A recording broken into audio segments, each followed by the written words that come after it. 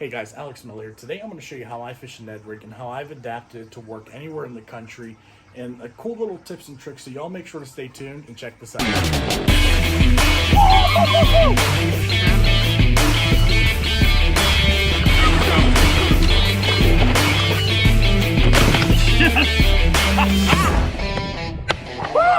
Alright, so the first thing we're going to get into is the types of baits we're going to be throwing on the Ned rig. A lot of different companies have come out with stuff, but in my opinion, there's only one choice, and that is going to be your Z-Man Elastics. Just how they're made, how they float up, the colors, everything like that, it's really hard to beat a Ned rig. There are a few situations that I will throw a full-size 5-inch Yamamoto Senko, and we'll get into that a little bit later. But we're going to focus on kind of the colors that I like to throw. So the first one is honestly my favorite no matter where I am in the country, and that is going to be Green Pumpkin Gobi. It's a basic green pumpkin with a little bit of purple and silver in there.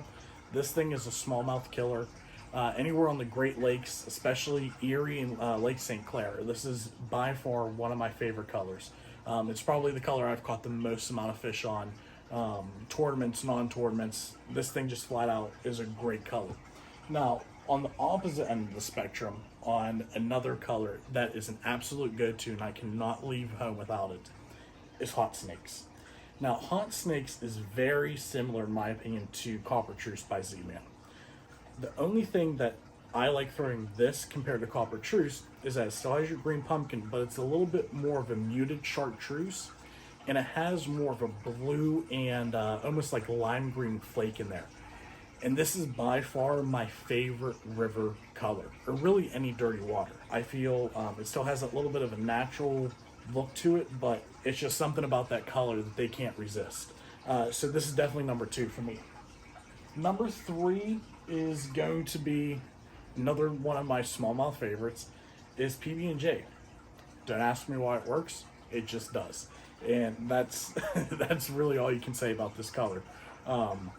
This is actually was the only color that I used to throw back 3-4 years ago when I first started throwing the Ned rig. I will literally not leave home without this color no matter where I go.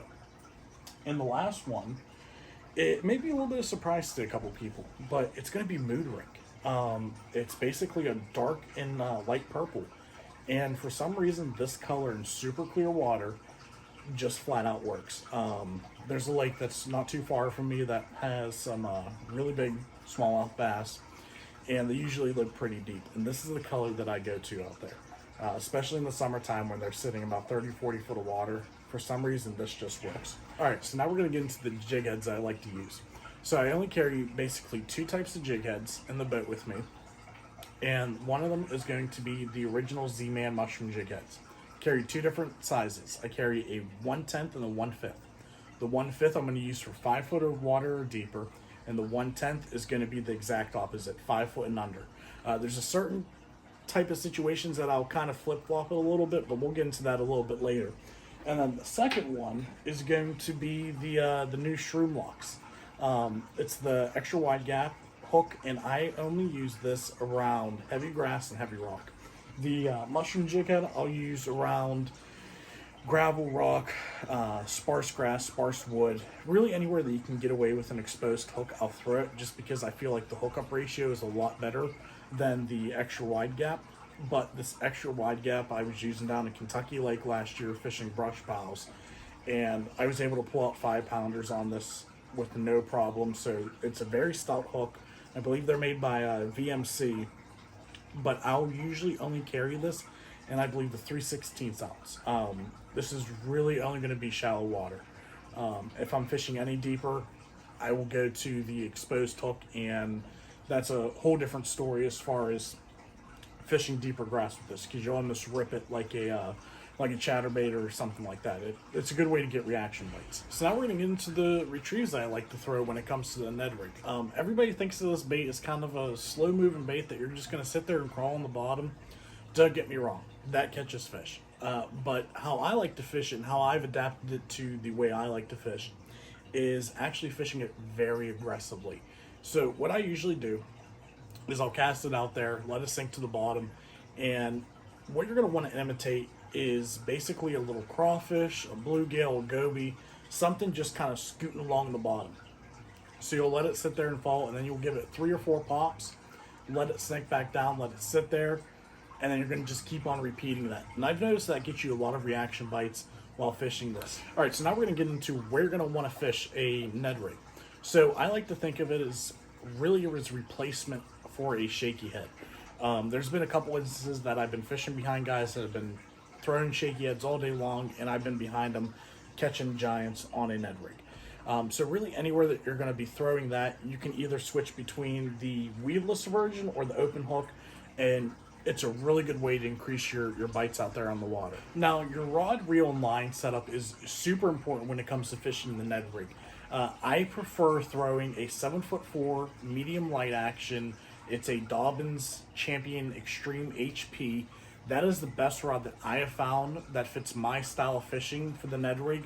I pair that up with a Daiwa Tatula LT in the 2000 series, and then I throw that either on 6 or 8 pound Seaguar fluorocarbon, either the Invisex or the AbrazeX, just depending on where I'm fishing. I'll switch it up between those two. All right, so one little bonus tip that I'm going to give you guys is if you want to try to target a little bit larger fish while still fishing a Ned rig, try going to a 5-inch Yamamoto Senko and using the larger Magnum shroom heads.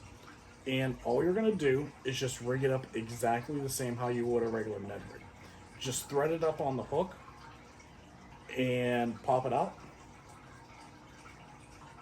And it's really a Magnum Ned rig at that point.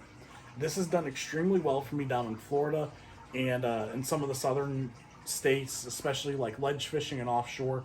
It's a really underlooked thing to do, but it works. It's something a little bit different from a shaky head, and it just gives them a different look out there on the water.